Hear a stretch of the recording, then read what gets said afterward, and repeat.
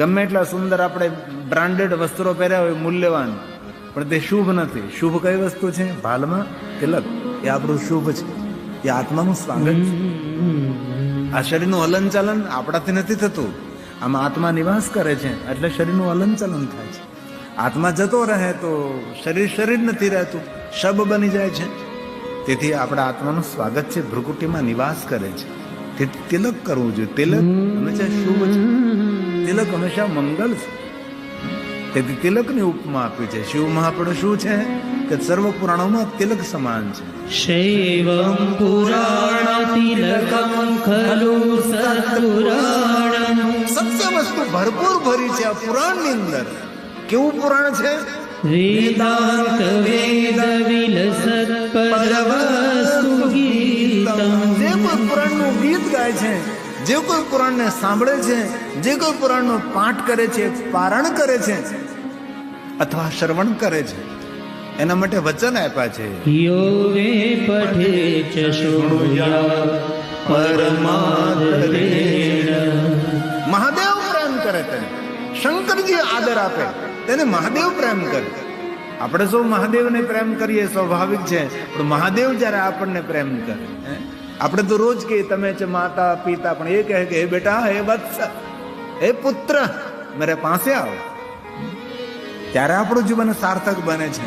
તો શંભુ પ્રેમ કરે છે જે ભગવાન મહાદેવની મહિમાનું શ્રવણ કરે છે. શંભુ પ્રિય સહીલવે પરમાંગતિમ વે. શંભુ પ્રિય સહીલવે પરમાંગતિમ. તેમની અધોગતિ ન થાય. જે કોઈ ભગવાનની કથાનું શ્રવણ કરે છે તેની પરમ ગતિ થાય છે, તેની શિવ ગતિ થાય. લભેત પરમામ ગતિમ વે. જ્યાં પડવાનો ડર નથી, જ્યાં કોઈ ભય નથી, નિર્ભય સ્થાન જેને પ્રાપ્ત થાય, જે ભગવાનની કથાનું શ્રવણ કરે છે. આ ભગવાનની કથાનો મહિમા છે. આ બધું જ મહાત્મય કહેવાય. કથા સાંભળવાથી આપણા જીવનમાં કેવી ક્રાંતિ આવે છે, કથા સાંભળવાથી જીવનમાં કેવું પરિવર્તન આવે છે, કેવું નવું આવર્તન આવે છે, અને વર્તમાન કેટલું મંગલમય લાગે છે, એ ભગવાનની કથા કહે છે. તો હવે આપણે કથાનો પ્રારંભ કરીએ છીએ. એ પહેલા આપણે એક શ્લોકમાં 3 દેવતાને પ્રણામ કરીએ. કારણ કે કથા પ્રારંભ થાય, ધીરે ધીરે ધીરે કથા પ્રારંભ થાય. વંદના કરે છે, મહાદેવની વંદના છે. શિવની વંદના કરવાથી મનુષ્ય આપણી જીવનની વેદનાઓમાંથી મુક્ત રહે છે. જીવનમાં ઈશ્વર સ્મરણ એ જીવનનું કવચ છે. હાલતા ચાલતા, બેસતા ઉઠતા, ખાતા પીતા, ઊંઘતા જાગતા, ઘરમાં વનમાં શમશાનમાં, પવિત્ર અવસ્થામાં અપવિત્ર અવસ્થામાં ઈશ્વરનું સ્મરણ કર. બાકી તો વલખા મારી મારીને અનેક જીવો જાય છે, જઈ રહ્યા છે. દુનિયા આખી જોઈએ છે આપણે. ભેંસે કે ગાય માથે પોદળો કર્યો હોય ને 2 દી પછી ઉઠાવો તેને નીચે શું હોય? સફેદ ઈળા ખદબદ ખદબદ ખદબદ થતા હોય. એવું લાખો કરોડો લોકોનું જીવન હોય છે. એમાંથી આપણે બહાર નીકળ્યા છે અને કાંઈ વિશેષ જીવનમાં ઉપલબ્ધિ કરી રહ્યા છે. આપણે સૌ ગામડાના માણસો જોયા હોય તો કોઈ બધો ગાય કે ભેંસે કર્યો હોય ને 2 દી પછી ઉચકાવો એટલે નીચે સફેદ ઈળા હોય, એટલા ખદબદ ખદબદ ખદબદ થતા હોય છે. એમાં આપણે નથી. આપણે કંઈક અલગ આપણા જીવનને કંડારી રહ્યા છે. આપણે આપણા જીવનને અલગ દિશા દેખાડી રહ્યા, જેથી કરીને જીવનની દશા મંગલમય બને. એટલા માટે આપણે આ બધું કરી રહ્યા છીએ. અને કથા પુણ્યવાન લોકો માટે છે, કથા સજ્જનો માટે છે, કથા ભગવાનના પ્રિય પરમાત્માના પ્રિય આત્માઓ માટે કથા છે. કથા દુર્જનો માટે નથી. કથા સમાજને સુધારવાનું સાધન નથી. સમાજને સુધારક તો ઘણા બધા છે, ઘણા બધા પ્રવચનકારો છે, સમાજને સુધારે છે. અહીંથી સમાજને સુધારવાનો પ્રયાસ નથી કરવાનો. કથા તો ભગવાનની સાધના છે, કથા તો અનુષ્ઠાન છે, કથા તો ઉપાસના છે, કથા તો યજ્ઞનો પણ યજ્ઞ છે, કથા તો ખુલ્લી આંખે ભગવાનનું ધ્યાન છે, કથા તો શબ્દોરૂપી પુષ્પ પરમાત્માને અર્પણ કરવાનું અર્ચન છે. આ તો ભગવાનનું દર્શન છે. એ છે ભગવાનની કથા. એટલે પાપિયાઓ માટે કથા નથી, કથા પુણ્યવાન લોકો માટે છે.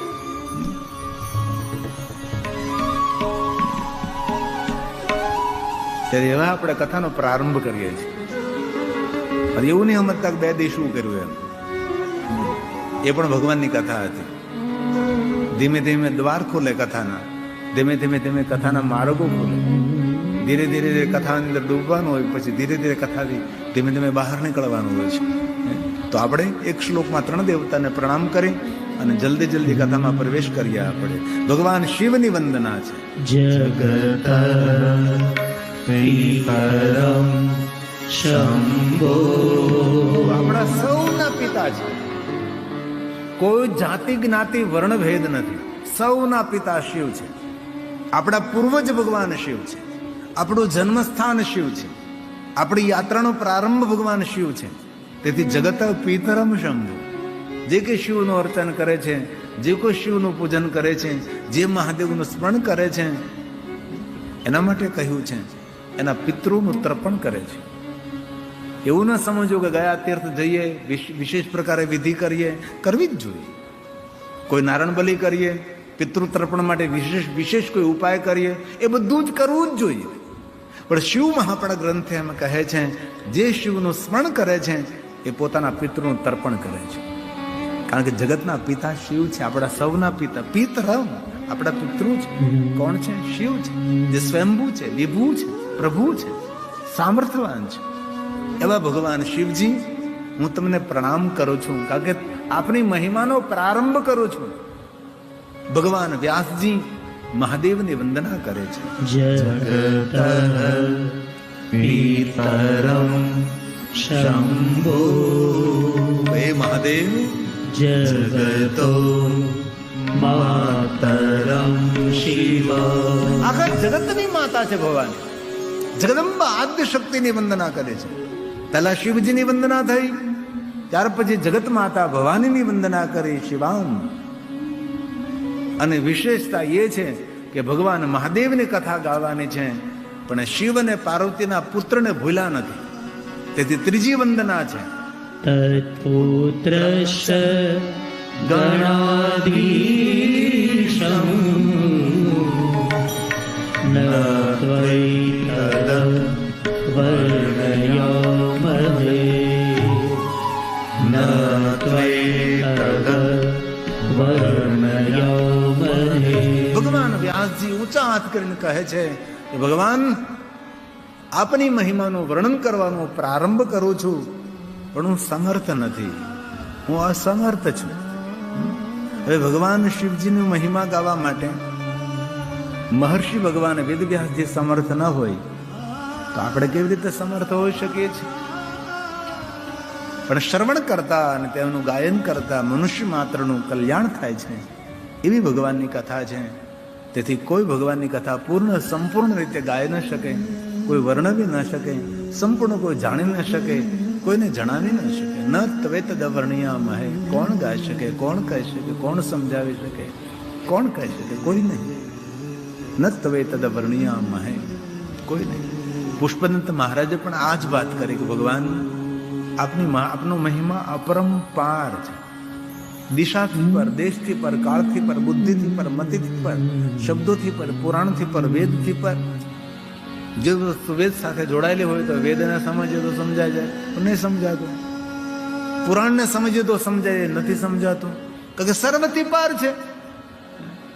દિશાથી પર, દેશથી પર, સમંદરથી પાર, શબ્દોથી પરે, મતિ બુદ્ધિ વાણીથી પરે. ક્યાંથી સમજીએ? તેથી પુષ્પદંતે એક પંક્તિ બહુ સુંદર ગાય. મહિન્ન પારંતે. આપનો મહિમા સર્વથી પર છે.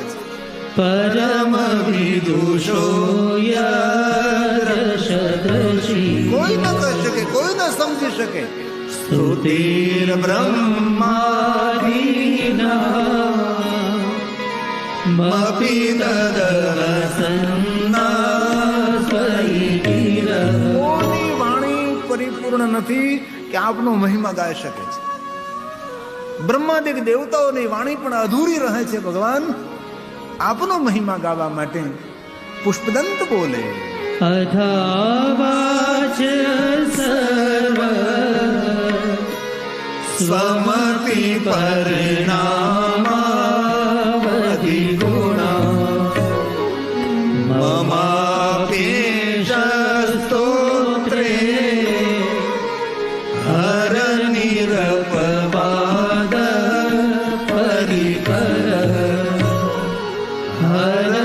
નિરપવાદ પરિકર. આ બધા સ્તોત્રો પુણ્ય આપે છે. આ બધા સ્તોત્ર આપણને સમજાય નહીં, પણ શ્રવણ કરવા માત્રથી મનુષ્ય માત્રનું સર્વ મંગલ કરનારા આ બધા શિવના સ્તોત્ર છે. ભગવાન નિરપવાદ છે. એ હર આ દુનિયાનો કોઈ પણ માણસ તારા ગુણગાન ગાય છે એ નિંદનીય નથી, એ વંદનીય છે.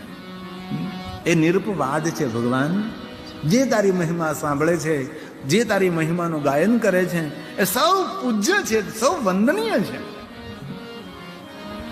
શિવ મહાપડ ગ્રંથમાં એક વાત કહી, જે મનુષ્ય ભગવાનની કથાનું શ્રવણ કરે છે એ સાક્ષાત રુદ્ર તુલ્ય છે. કોઈ પણ જ્ઞાતિના હોય, કોઈ પણ જાતિના હોય, કોઈ પણ વર્ણના હોય, કોઈ પણ દેશના હોય, કોઈ પણ વેશના હોય, પછી પુરુષ હોય કે પછી સ્ત્રી હોય, આ બધા શિવજીના સ્વરૂપો છે એવું કહ્યું. રુદ્રા એવના સંશય, એમાં કોઈ સંશય નહીં કરવો. કથા સાંભળનાર શ્રોતાઓનો કેટલો મહિમા છે. જ્યારે ભગવાનની કથા સાંભળે છે ત્યારે સાક્ષાત એ મનુષ્ય રુદ્ર તુલ્ય છે. એ દર્શનીય છે, એ પૂજ્ય વ્યક્તિ છે. આટલો મહિમા ભગવાનની કથા સાંભળનાર છે. પરમાત્માનો મહિમા અતીત છે, જેનો કોઈ અંત જ નથી, કોઈ અંત નથી. યુગો યુગો સુધી પરમાત્માનો મહિમા ગાવામાં આવે, વાણીનો વિરામ આવે, સૃષ્ટિનો વિરામ આવી જાય, પણ ભગવાનની મહિમાનો અંત ન આવે, અંત ના આવે, એવો ભગવાનનો મહિમા છે. અતીત પંથાનમો, સભી પંથોથી પર છે, દરેક પંથોથી પર. કોઈ પંથમાં નથી, નથી બુદ્ધિના પંથમાં, નથી વિચારોકાના પંથમાં, નથી પુરાણના પંથમાં, નથી કોઈ રસ્તામાં. પંથ મતલબ રસ્તો. ભગવાન આપના મહિમાને કઈ રીતે સમજવો, કઈ રીતે મારે સમજાવવો? અતીત છે, જેનો કોઈ અંત નથી. અતીત પંથાનમો તવ ચ મહિમા વાણીને મનથી ભગવાન મહાદેવ તમારો મહિમા પર છે. જે વસ્તુ વાણી સાથે જોડાયેલી હોય તેને સમજાવી શકાય, જે વસ્તુ મન સાથે જોડાયેલી હોય તેને સમજી શકાય, પણ જે વસ્તુ વાણીથી ને મનથી પર હોય એને કઈ રીતે સમજવી, કઈ રીતે સમજાવવી? તેથી સૌ નિષ્ફળ ગયા ભગવાનનો મહિમા સમજાવવામાં. અંતે એમ કહ્યું, ભગવાન આપનો મહિમા ખૂબ મધુર છે, મધ સમાન છે, અમૃત સમાન છે, અમૃત કરતા પણ શ્રેષ્ઠ છે. બ્રહ્માદિક દેવતા પણ આપનો મહિમા સંપૂર્ણ પૂર્ણ ગાય ન શક્યા. અમે તો એટલા માટે તમારો મહિમા ગાઈએ છીએ, સમજવા માટે નહીં, પણ પુણ્ય મેળવવા માટે. મમત્વ તામાણે ગુણ કથા પોઈને ભવતા, મને પુણ્ય મળે. આ તન કલાક શા માટે કથાનું શ્રવણ કરીએ? તો કે પુણ્ય મળે છે, અને એ આ પ્રમાણ છે. કથા શા માટે સાંભળીએ છીએ? તો કે પુણ્ય મળે છે. કથા શા માટે ભગવાનની ગાઈએ છીએ? તો કે પુણ્ય મળે છે. ભગવાનનો મહિમા કેવો છે? તો કે મધુર. આપનો મહિમા મધ સમાન મધુર છે, આરોગ્ય માટે વર્ધક છે. જેમ આરોગ્યની અંદર મધ શ્રેષ્ઠ છે, 24 કલાકમાં એકાદી 2 વાર શરીરમાં મધ જવું જોઈએ. ઔષધિમાં શ્રેષ્ઠ, ઔષધિનો રાજા કહેવાય મધ. કોઈ પણ આયુર્વેદિક દવા મધ સાથે લેવામાં આવે તો એ દવા જલ્દી શરીર માટે અસરકારક બને. મધ એ અમૃત છે. તો ભગવાનનો મહિમા કેવો છે? તો આરોગ્ય વર્ધક છે, આરોગ્યને આપનાર છે, આયુની વૃદ્ધિ કરાવનારો છે. ભગવાન બોલે છે,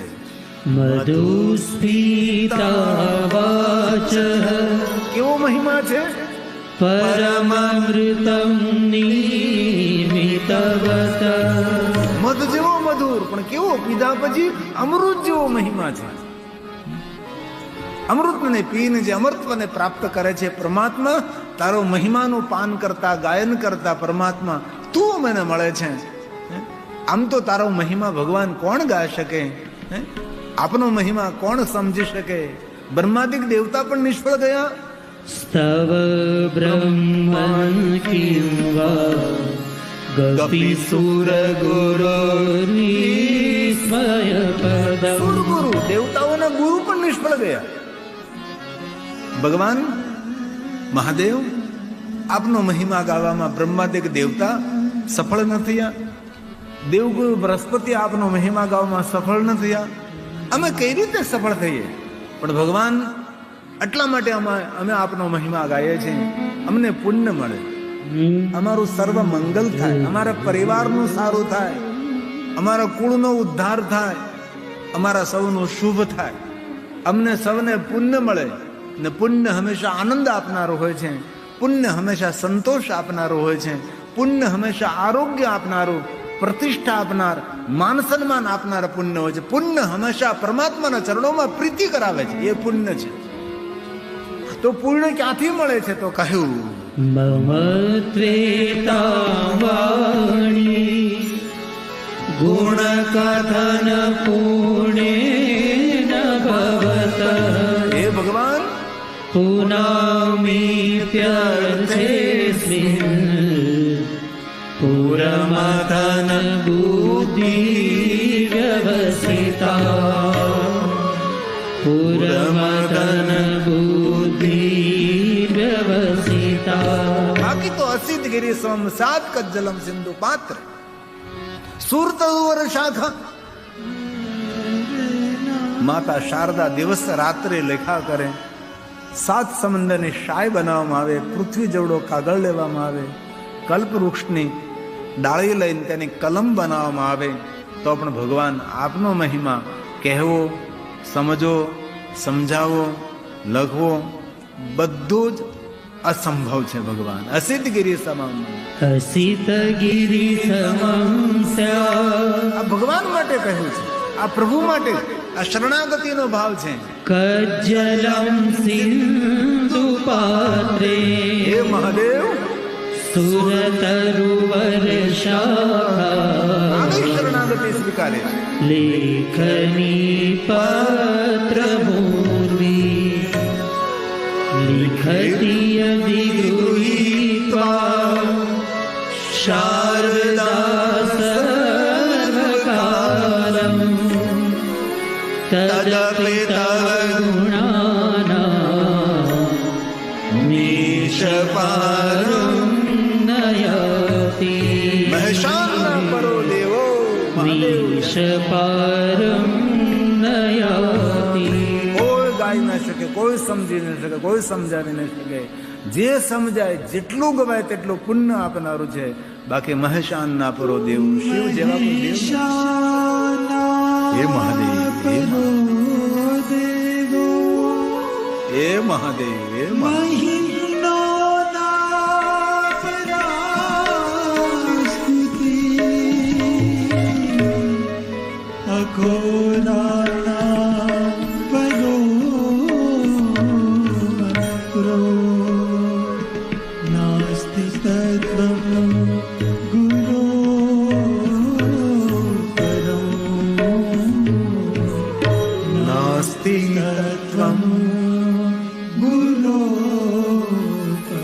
બસ ભગવાન મહાદેવ આપની અમે શરણાગતિ સ્વીકારીએ છીએ.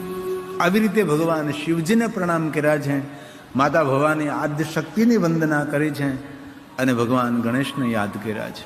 વિઘ્નને હરનારા છે, સૌનું શુભ કરનારા છે, મંગલ કરનારા છે. હવે ભગવાન ગણેશ છે. વિઘ્નેશ્વરાય વરદાય સુરપ્રિયા. ભગવાન ગણેશને તો ખૂબ માનવા, ગણેશનું પૂજન કરવાથી શિવજીની ખૂબ કૃપા મળે છે. કારણ કે ભગવાન મહાદેવના નાનકડા દીકરા છે એવા ભગવાન ગણેશ. આપણા ઘરમાં, સૌના ઘરમાં ભગવાન ગણેશ હોય છે.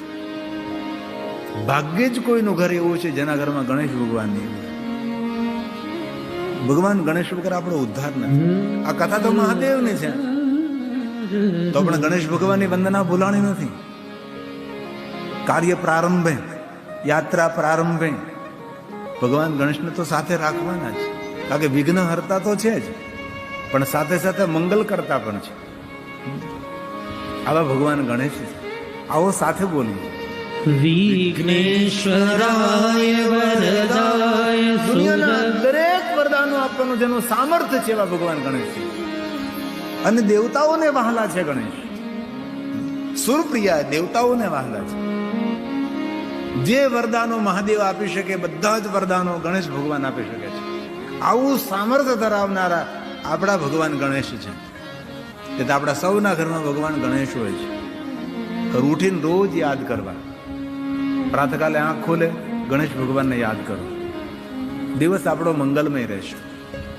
કાર્યના પ્રારંભે ભગવાન ગણેશને યાદ કરીએ, આપણે ગણેશની પૂજા કરીએ છીએ. આપણે આવા ભગવાન ગણેશજી છે. આવો સાથે બોલીએ આપણે. વિઘ્નેશ્વરાય વરદાય સુરપ્રિયાય લંબોદરાય સકલાય જગદ્વિતાય નાગાનનાય. એનો અર્થ થાય છે હાથીનું મસ્તક ધારણ કરનાર. સંસ્કૃતમાં હાથીને એક શબ્દમાં નાગ પણ કહેવામાં આવે છે. હાથીના અનેક અનેક નામો છે, એમાં એક નાગ પણ છે. એટલે હાથીનું મસ્તક ધારણ કરનારા એવા ભગવાન ગણેશજી. નાગાનનાય શ્રુતિયજ્ઞ વિભૂષિતાય ગૌરીસુતાય ગણનાથ નમો નમસ્તે. ગૌરીસુતાય ગણનાથ નમો નમસ્તે. ભગવાન ગણેશ અમે તમને પ્રણામ કરીએ છીએ. અને મારા દીકરા દીકરીઓને પ્રાર્થના, જો થઈ શકે તો કોઈ જબરદસ્તી નહીં, જો થાય તો રોજ દ્વાદશ ગણેશ સ્તોત્રનો પાઠ કરો તો વિદ્યાર્થી લભતે વિદ્યા, તેને વિદ્યાની ઉપલબ્ધિ થાય. ભગવાન ગણેશ તેને વિદ્યા આપે છે. દ્વાદશ ગણેશ સ્તોત્રનો પારણ કરવાથી નારદ પુરાણ સંકટ નાશન, સંકટને દૂર કરનારું છે. પ્રણમ્યમ શીર્ષા દેવ ગૌરી પુત્ર વિનાયકમ. ગૌરીના પુત્ર છે, માતા પાર્વતીના પુત્ર છે. આરોગ્ય આયુ આપનારા, કીર્તિ આપનારા ભગવાન ગણેશ છે. આનો રોજ પાઠ કરવો. એમાં ભણતા દીકરા દીકરીઓ તો ખાસ કરીને રોજ ગણેશ સ્તોત્રનો પાઠ કરવો. જે દીકરા દીકરીઓ ભણતા હોય, પ્રણમ્ય પ્રણમ્ય શીર્ષા દેવમ. એનો અર્થ થાય છે હું પ્રણામ કરું છું. કેવી રીતે પ્રણામ કરું છું? મારું મસ્તક ઝુકાવીને પ્રણામ કરું છું. પ્રણામ કરવા ખાતર પ્રણામ નથી કરતો. શીર્ષા, મારા મસ્તકને તમારા ચરણોમાં સમર્પિત કરી અને હે ભગવાન ગણેશ, હું તમને પ્રણામ કરું છું. આવો ભાવાર્થ થાય છે. પ્રણમ્ય શીર્ષા દેવમ ગૌરી પુત્ર વિનાયકમ. જે વિનયના ભંડાર છે. ભક્તાવાસં સ્મરે નિત્યમ आयु कामार्थ आयु काम और सभी कामना पूर्ण कर, सिद्धि अर्थ है. प्रथमम वक्रतुंडम सेकदंतम द्वितीयकम आवृत्ति कर्महर्ष. દ્વાદશ ભગવાન ગણેશ સ્તોત્ર છે. જેવી રીતે 12 જ્યોતિર્લિંગ સ્તોત્ર છે, એવી રીતે ગણેશજી દ્વાદશ સ્તોત્ર છે. ભણતા દીકરા દીકરીઓ રોજ આનો પાઠ કરો. થોડાક દિવસ તમે જોઈને કરશો, પછી તમને કંઠસ્થ થઈ જશે. કોઈ પણ સ્તોત્ર, કોઈ પણ સ્તવન, કોઈ પણ સ્તુતિ, કોઈ પણ અષ્ટક થોડા દિવસો માટે આપણે જોઈને પાઠ કરીએ એટલે પછી મુખપાઠ થઈ જાય. પછી ચોપડી લેવી ન પડે, આપણને કંઠસ્થ થઈ જાય. અને જે કોઈ આ ગણેશ સ્તોત્રનો પાઠ કરે છે, વિદ્યાર્થી લભતે વિદ્યા, ધનાથી લભતે ધનમ, પુત્રાંથી લભતે પુત્રાન, મોક્ષાંથી લભતે ગતિમ. જપેત ગણપતે સ્તોત્રમ. જે કોઈ ગણેશ સ્તોત્રનું પારણ કરે છે તેની બધી કામના પૂર્ણ થાય. તેથી ગણેશ આપણા પ્રથમ દેવતા છે. ગણેશ ગુણના ભંડાર છે. ગણેશ વિવેકના દેવતા છે. આપણા સૌના ઘરમાં ભગવાન ગણેશ હોય છે. આવી રીતે ભગવાન શિવજીની વંદના થઈ, માતા ભવાનીની વંદના કરી, ભગવાન ગણેશજીને પ્રણામ કર્યા.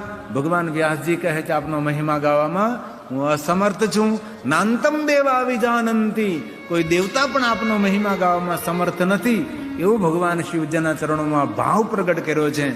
અને હવે ભગવાન મહાદેવની કથાનો પ્રારંભ થાય છે. ઘણાને એમ થતું છે ક્યારે આ કથાનો પ્રારંભ કરશે. વારંવાર કલાકે કલાકે હું બોલતો રહું છું. હવે કથાનો પ્રારંભ થાય છે. ભગવાન વ્યાસજી પ્રયાગ તીર્થમાં શૌનકાદિ ઋષિઓના મુખમાં શબ્દો મૂકી અને હવે ભગવાનની કથાનો પ્રારંભ થાય છે. સૂતનું સુંદર સંબોધન થાય છે અને સૂતને મહાભાગ્યવાન કહે છે. આપના મુખેથી મહાદેવની કથાનું શ્રવણ કરી રહ્યા છે. આપ મહાભાગ્યવાન છો કે ભગવાન મહાદેવનો મહિમા ગાવા માટે ભગવાન મહાદેવે તમને સામર્થ્ય આપ્યું છે. ચિરંજીવો ભવ, ચિરંજીવો ભવ. કથા સાંભળનારા વક્તાને આશીર્વાદ આપવા લાગ્યા છે. જેના મુખેથી કથા સંભળાય છે એ વક્તાશ્રીને આશીર્વાદ આપે છે. વક્તા શ્રોતાને આશીર્વાદ નહીં, કથા સાંભળનાર બધા શ્રોતાઓ વક્તાને આશીર્વાદ આપે છે કે આપ અમને ભગવાનની કથા સંભળાવી રહ્યા છો તે અમારા સૌ તરફથી તમને આશીર્વાદ છે. આવો ભાવ પ્રગટ કર્યો. એ સૂત પુરાણીજી, સૂત સૂત મહાભાગ, એ મહાભાગ્યવાન સૂત પુરાણીજી, ચિરંજીવ સુખી ભવ, ચિરંજીવો સુખી ભવો, સુખી ભવો. યશા વયસીન સાત શાંકરો પરમાં કથા. કેવી કથા સાંભળવી છે? શાંકરો પરમાં કથા. હે સૂત પુરાણીજી, તમે મહાભાગ્યવાન છો. અમારા સૌ તરફથી મેં ભાવ પ્રગટ કરીએ છીએ. ચિરંજીવો ભવ, ખૂબ સુખી થાવ, સુખી ભવ. અમારા સૌનું મંગલ અને કલ્યાણ કરનારી અને જીવનમાં સુખ આપનારી અને શાંતિનું દાન કરનારી શાંકરો પરમામ કથા, શાંતિ આપનારી કથા કહું. તો આપણને કોઈ પૂછે કથા તમને શું આપે, તો અહીં જવાબ આપ્યો છે કથા શાંતિ આપે છે. કથા શા માટે? તો કે કથા શાંતિનું દાન કરનારી છે. અને બહુ હૃદયથી કહું છું, શાંતિ આપનારા એક જ દેવ છે જેને આપણે મહાદેવ કહીએ છીએ. મહાદેવ શાંતિ આપે છે, શાંત રહેનારા દેવ છે. કોઈ ઉપદ્રવ નથી શિવજીના જીવનમાં, કોઈ ઉછલકૂદ નથી મહાદેવના જીવનમાં. એટલા નમ્ર વિનમ્ર શાંત સ્વરૂપ ભગવાન શિવ છે. તેથી શાંતિના દાતા મહાદેવ છે.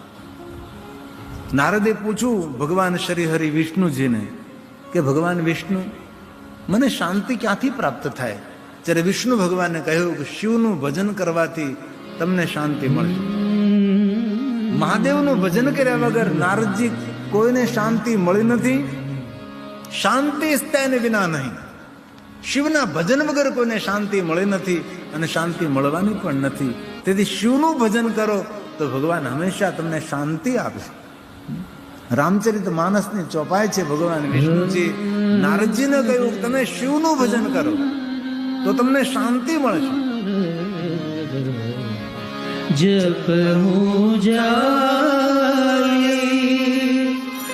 શંકર સતના. શિવનું ભજન માણસને શાંતિનું દાન કરે છે. પછી એવું નહીં કે આજ શિવનું ભજન કરો તમને કાલ શાંતિ મળે, વર્ષ 2 વર્ષ પછી શાંતિ મળે, એવું નહીં. તુરત આ શબ્દ આપી દીધો ભગવાન વિષ્ણુજીએ. નારદને કહ્યું કે તુરત શાંતિ મળે. જે સમયે શિવનું ભજન કરો એ સમયે શાંતિની અનુભૂતિ થશે. આ ભગવાનના વચનો જુઠ્ઠા થોડા હોય. ભગવાનના વચનો આપણા માટે સત્ય હોય છે. તેથી શ્રી હરિ ભગવાન વિષ્ણુ બોલ્યા. શું બોલ્યા? જપ મુજાલી શંકર સતના હોય હૃદય તુરત વિસરામા. હોય હૃદય તુરત વિસરામા.